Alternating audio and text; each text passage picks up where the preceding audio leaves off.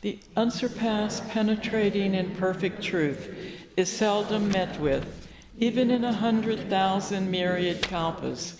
Now we can see and hear it, we can remember and accept it. I vow to make the Buddha's truth one with myself. Homage to the Buddha, homage to the Dharma, homage to the Sangha. Well, thank you all for coming. Thank you for being here. This is the celebration for Manjusri, the Bodhisattva of Wisdom. And I think, I've just given the whole Dharma talk when we say, I vow to make the Buddha's truth one with myself. Because that's what Manjusri is all about, looking for the wisdom within ourselves. So it was interesting to me looking up some things about Manjusri and thinking about what I could say that hasn't already been said, that you might not already know, but even if you know it, it's okay. Several weeks ago, and I wanted to thank Reverend Master Mayan for inviting me to give this talk. Several weeks ago, Reverend Master Daishin gave a talk here, and one of the things that he talked about was a teaching by Ajahn Pisano, and it was titled, Don't Be Selfish. And I thought, oh, well, I'm not selfish, but I'll learn something from it. But over the time since he gave that, I thought, oh my goodness, I don't believe this. Look at that, I just did that, and that's selfish. Or I just thought this, and that's selfish. So, Master Daishin, thank you, I learned a lot from that talk. Actually, it struck me so personally that I went to look it up on Abhayagari's website, and it was a talk, I think also written, but it was a talk that Ajahn Pisano did, and I listened to the whole thing, and I learned some more. And then I was asked to give this talk about Manjusri, and I thought, wisdom and don't be selfish, there must be some connection there. These things don't happen by themselves. There's always something here. And I realized that the vows that we take are many and varied, but one of the things we do is convert greed, hate, is vow to try to convert greed, hate, and delusion into compassion, love, and wisdom. And it took me a while, but I think I finally started to understand compassion, and I finally got out of sexual love into love for all beings, but wisdom continued to elude me. And I thought, I've always searched for wisdom, right? Well, okay, I think the first in my family to finish high school and go to college, and et cetera, et cetera, et cetera. So I have lots of these nice academic credentials and certificates and et cetera. But none of them seemed to me to require wisdom. They just required a lot of effort and looking in books. But the basic core principles of compassion, love, and wisdom stayed with me. And when I was looking up some facts on Manjusri, and he's our Bodhisattva of wisdom. And I thought, oh, that's interesting. And as usual, I looked to see what Reverend Master Jiyu has to say about it. And in Zena's Eternal Life, she has, and I recommend you reading it, she has an entire chapter, chapter 7, on the heart of Manjusri. And this is what she has to say. This is just a little bit of what she has to say. When I first asked my former master how to go about my studies, he told me, quite simply, expect nothing, seek nothing, just live. Well, this to someone who had traveled around the world, remember she was in England, she went to Malaysia, and then she went to Japan. She's talking about Koho Senji. Yet he spoke nothing more than the literal truth. The analytical and critical mind of Westerners desires something more than the above, and it is this analytical and critical mind that Zen seeks to transcend.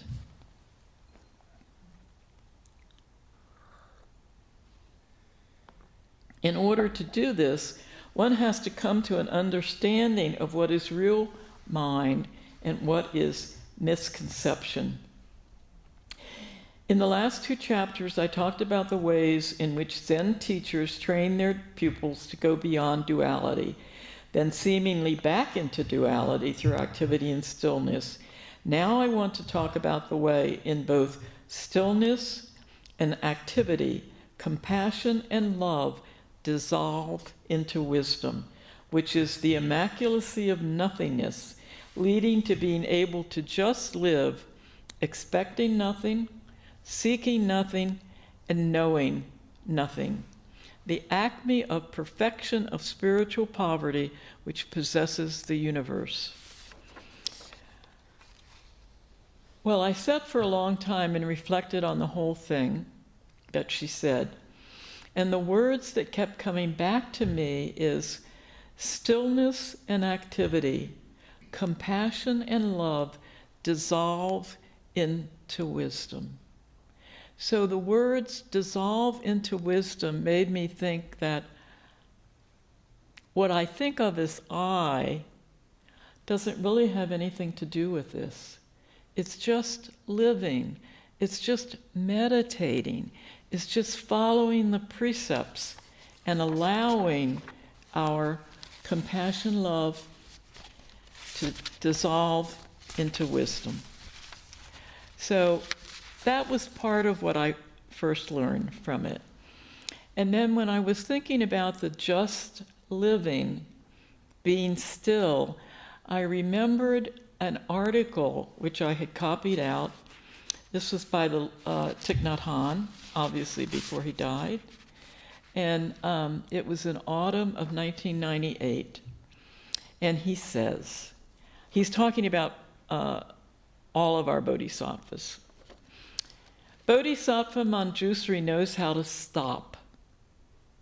In order to see deeply into the heart of things and into the hearts of those around him, we have to learn to stop our mind in order to look deeply.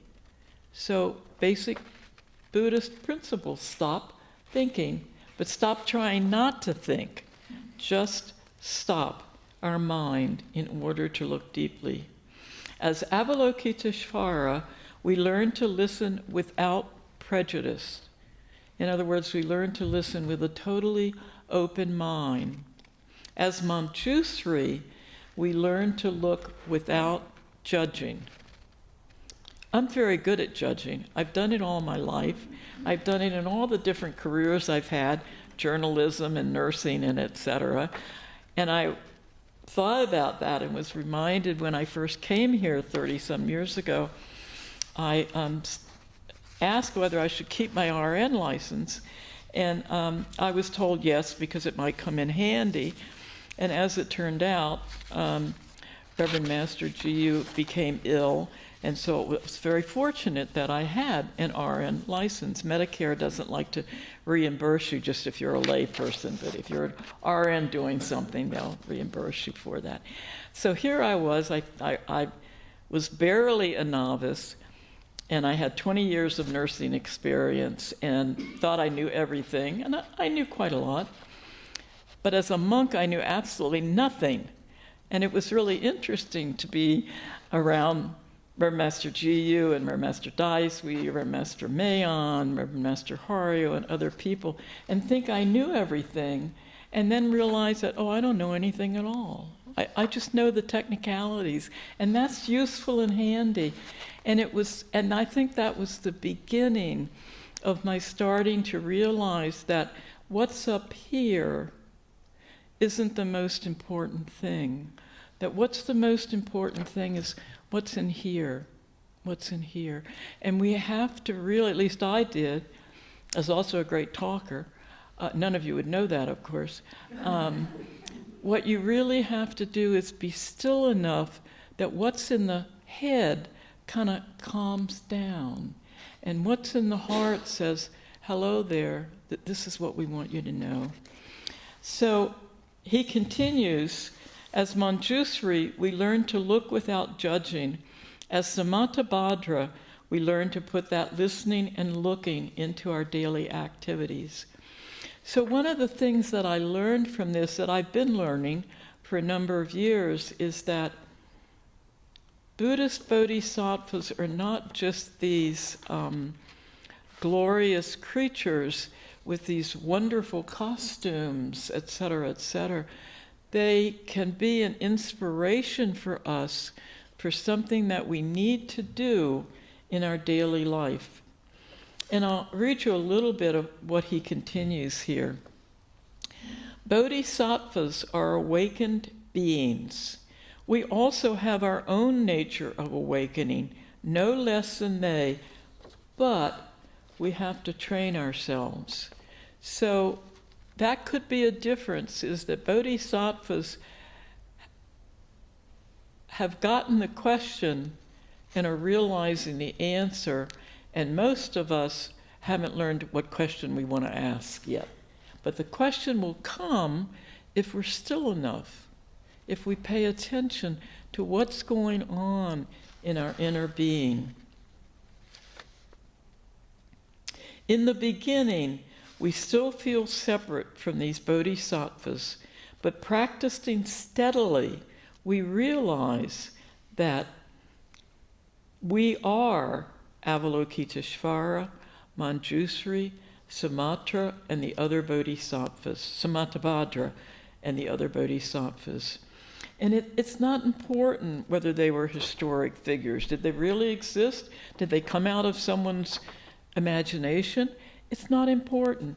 Born in such a year or in such a place.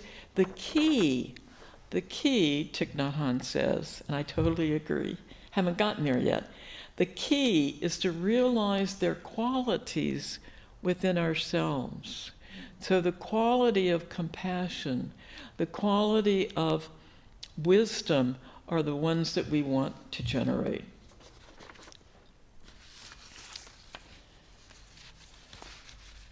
So how do we, doesn't want to stay there, does it? So the qualities that we want to duplicate in ourselves with Manjusri are openness, truly listening to what's going on with us and what's going on with other people.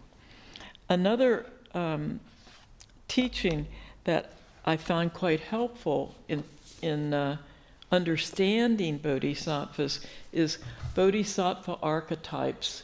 It's by Reverend Taegon Dan Layton. It's written a while ago, a few years ago, and I've always found it really helpful. And I thought, I went to him for help on understanding Avalokiteshvara and Samattabhadra. Obviously, he must have something to say about Manjusri, and of course he does, an entire chapter, the Prince of Wisdom. And this is what he has to say about Manjusri. Manjusri is the bodhisattva of wisdom and insight, penetrating into the fundamental emptiness, the universal sameness, and the true nature of all things.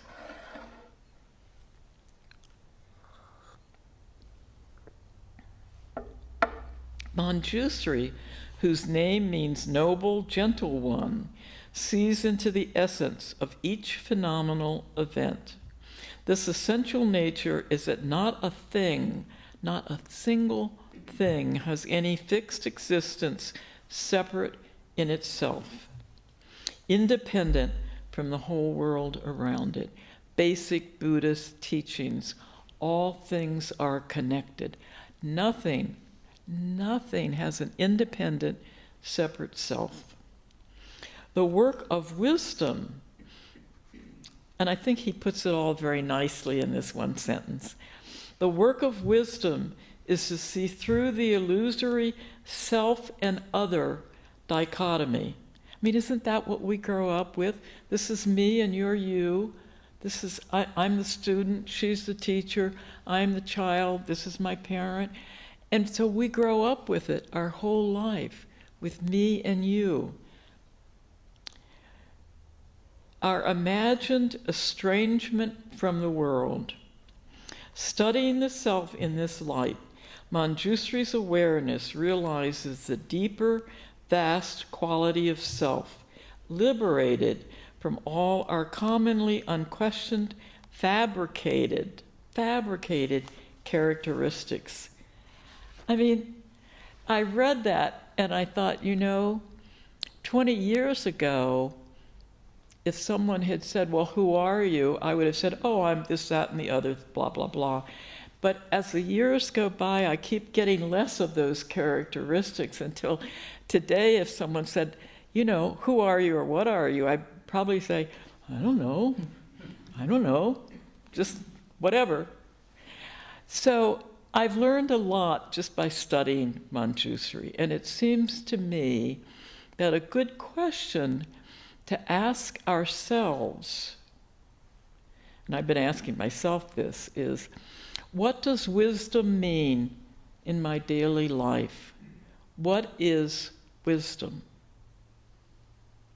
And what's come up for me, at least in the last 2 weeks, is what is wisdom? Don't be selfish. It's as simple as that. Don't be selfish. Wisdom is gratitude, generosity, loving kindness, compassion. You could go on, but it all comes down to selfishness. Are we looking at things am I looking at things through my eyes? And I can't do anything else. I've only got the one pair of eyes, and they've come in very handy. They're getting a little blurry these days, but they still come in handy. So what is wisdom for me in my daily life? And I think what has come up for me is that if I'm going to have wisdom be key in my daily life, then I need to regularly, without fail, examine my own actions and my own mind. And so that takes me back to meditation and precepts.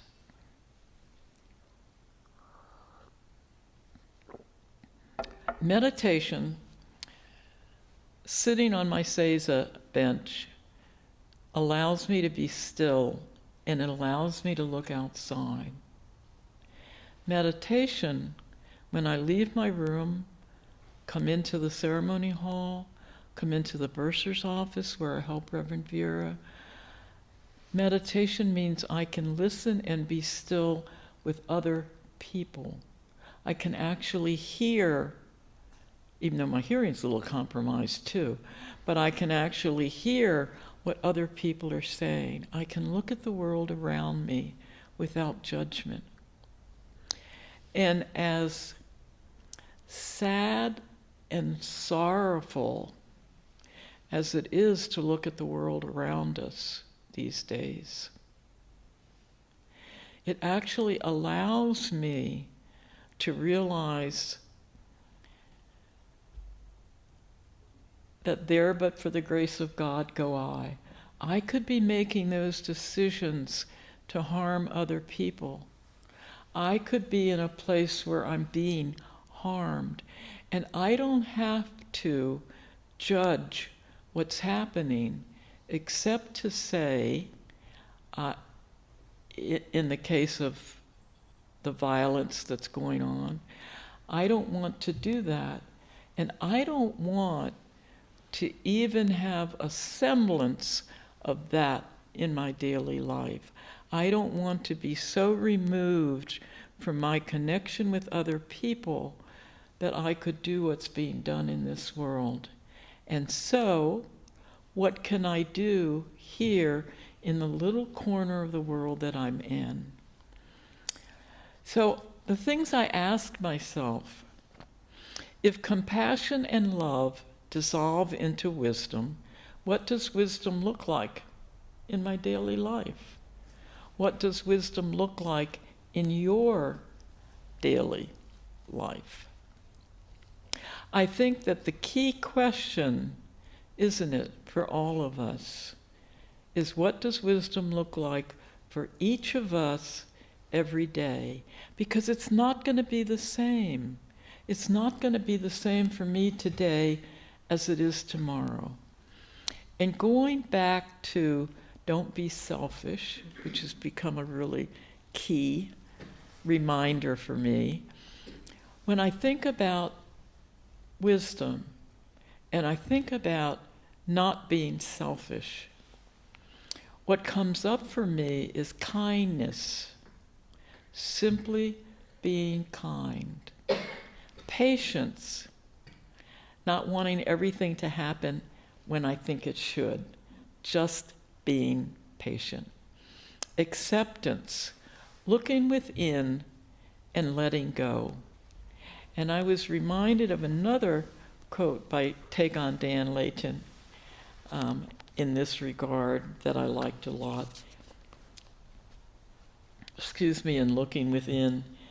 Insight involves going within, seeing the fundamental.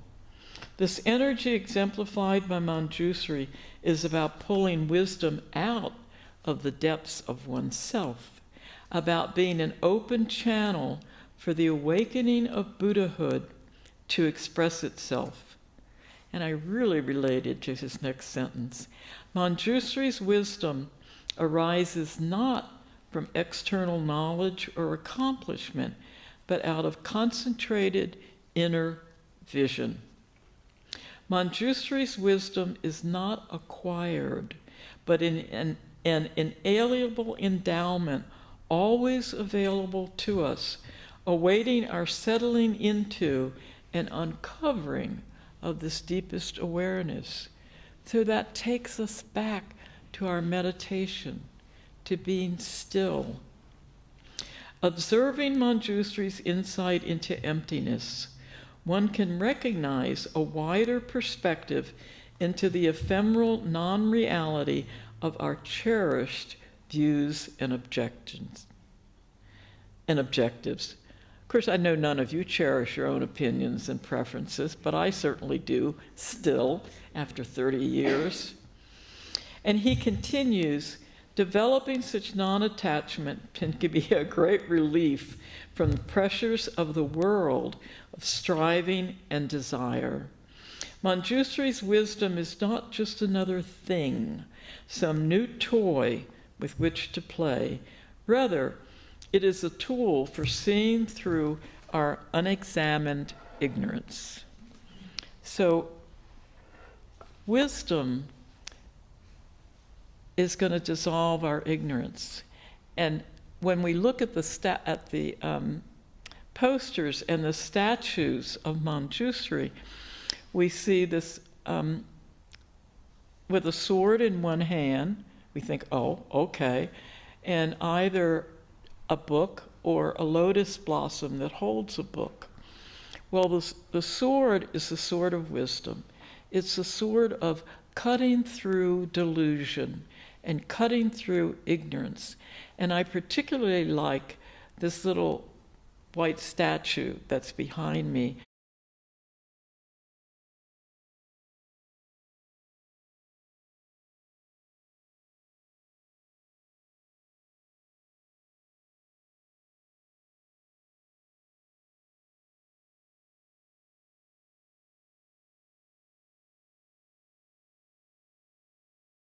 Because if you look at it closely, he's not holding the sword upright, as many statues do. He's holding the sword kind of pointed towards his own head, and he's kind of nodding. And I thought, yeah, it's the sword of wisdom. It's going to cut through ignorance and delusion. It's not going to cut through your ignorance and delusion. It's going to cut through my ignorance and delusion. And that's the sword that we hold in our hand every day with the precepts, the Four Noble Truths, and the Eightfold Path. So we've got what we need. You don't have to go out, and buy a sword. You've got what you need. You just need to point it towards yourself. If you point it towards your head, and your head says, oh, well, maybe that judgment isn't a good one.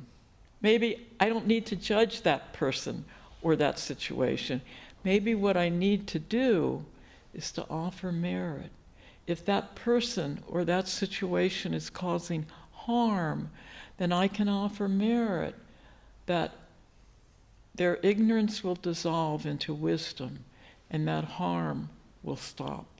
So that I can offer merit. I can stop criticizing. And I often think, hey, I've got a right to criticize. I was in journalism, I was in nursing, I did this and that. You had to judge things and you had to criticize. And it wasn't on the postulant application that you had to give that up when you came, but I kind of wish that it had been. But I'm still working on it. Letting go of my preferences and opinions and seeing clearly. Let me see if I've already read this to you. There's a nice comment that Taegon Dan Layton makes on observing and seeing clearly. Yes, I already read that to you, but I'll just say, observing Manjushri's insight into emptiness, one can recognize a wider perspective into the ephemeral non-reality of our cherished views and objectives. So when we recognize that, yes, I've held these opinions and preferences for years and years, and I can let them go. And I think the other things that came up for me in looking at wisdom was generosity and gratitude, because those are the key factors for me that have helped me let go of my judging and my criticizing. They've helped me see clearly if I want to be generous and I want to express my gratitude, is this the way to do it? And the other thing, the other one that came up for me in thinking about wisdom and not being selfish was forgiveness. Forgiveness was not something I grew up with. And I'm grateful to the Dalai Lama for having talked so much about forgiveness. Reverend Master Jiyu certainly talked about it. Forgiveness, I think, is recognizing the humanity of the people around us and that they're not perfect any more than I am perfect. And it's okay for all of us to not be perfect. I often go back to Shunryu Suzuki's comment in a book may have been called something like To Shine One Corner of the World, but anyway, it's little excerpts from meditation talks that he did. And he said, and now just remember that all of you are perfect. All of us are perfect. And he ended by saying, and some of you could use a little improvement. So I thought of that a lot. I thought, I don't have to be perfect. So I like reminders. I think it's more than just aging when I don't remember something. I think I've always needed reminders. This is what Thich Nhat Hanh had to say in that article that I quoted to you. And this has to do with reminders. The practice of a bodhisattva is not to talk a lot, but to act. We make the effort to bring joy to one person in the morning and to help relieve the suffering of one person in the afternoon. When you are just beginning to be a bodhisattva, you can do this. When you are a bigger bodhisattva, you can bring joy to many people and help relieve the suffering of many others. Every word, it's very important, every word, every look, every act, and every smile can bring happiness to others. I could relate to you, and I have in previous Dharma talks, so many instances where I just smiled at someone, and I'm not talking about people I know, or I said thank you, and they would turn around and say, oh, you're welcome, or they'd smile back, and they never intended to do either one of those things. When you know how to walk mindfully with happiness, kindness, and humility, you are already bringing joy to many people. Practicing diligently, we become a source of peace and joy to those we love and all living things. The joy of others is our own joy. This is the wisdom of interbeing, the all-acceptance of letting go and recognizing the oneness of all beings. One of the things that I have found helpful as reminders is from a book called Zen Happiness. It's by John Muth. I think that's the pronunciation, M-U-T-H. I first came across his artwork in a book called Poems to Learn by Heart by Carolyn Kennedy, and if you have a chance to come across that, it's really a treasure.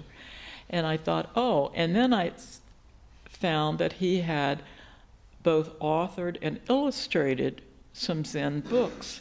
So, and of course I'm very fond of pandas, so I really liked this book. And when I got it, I found out that it just has an illustration on one page and a saying, a Zen saying on the other page.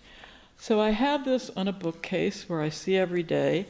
I put rubber bands around here so it'll stay like that, and I get to see both the illustration and his quote. I'm going to read you some of the quotes. I think they're wonderful reminders. Be kind to yourself, and whatever you do today, let it be enough. Be kind to yourself. Whatever you do today, let it be enough. One of my favorites. Be someone you want to be around. I thought, well, I have to look into that. Be someone you want to be around. So when I get crabby, because, I have chronic insomnia. When I get crabby, I think, I don't have to be crabby. I don't have to be crabby. I can be sleepless, but I don't have to be crabby. Be someone you want to be around. Another one. What we do now is what matters most. What we do now is what matters most. Some time back, I came across, because I'm also a great procrastinator, I've had a lot of experience. They didn't ask me about that on my postulancy application either, and I'm still doing it. But anyway, when I know that there's something I need to do, and I'm putting it off, this is what I learned. If not now, when? If not here, where? And if not me, who? That's the one that always gets me. If not me, who? Another one, without our thoughts, with our thoughts, we create the world. And when I kind of puzzled over that a little bit. With our thoughts, we create the world. And then I realized that when I'm judgmental and criticizing, then the world around me changes. When I can be kind and experience joy and forgiveness and kindness, that's what the world becomes. So it's made a lot of difference to me. So those are some reminders that I'm grateful to John Muth for. I encourage you to look at what would be good reminders for you of how you want to practice wisdom the day you get up and throughout the day. And at night, that you look at what you have to be grateful for. Because I think gratitude and generosity are such a big part of wisdom. And so in closing, allowing ourselves to dissolve into wisdom can only, I'm convinced of this, can only be done by complete letting go of self. And when I was thinking about letting go of self, I was a pretty good cook before I came here. My mom was of the generation where, women stayed at home and cooked and did the laundry, but she also worked outside to earn some money. So I learned a lot about cooking. And I thought back to the fascination I had when you had to dissolve something. If you have a lump of something, or if you have some powder and you can see what it is, and you put it into this liquid, and then you start stirring, and you stir, and you stir, and you stir, and the next thing you know, it's gone. It's become one. I didn't think of it that way. It's become one with whatever it is you stirred it into. So that when we practice gratitude and generosity and compassion and love and kindness, what they dissolve into is wisdom. It's just we can't see it, but it's there. It's right inside of us.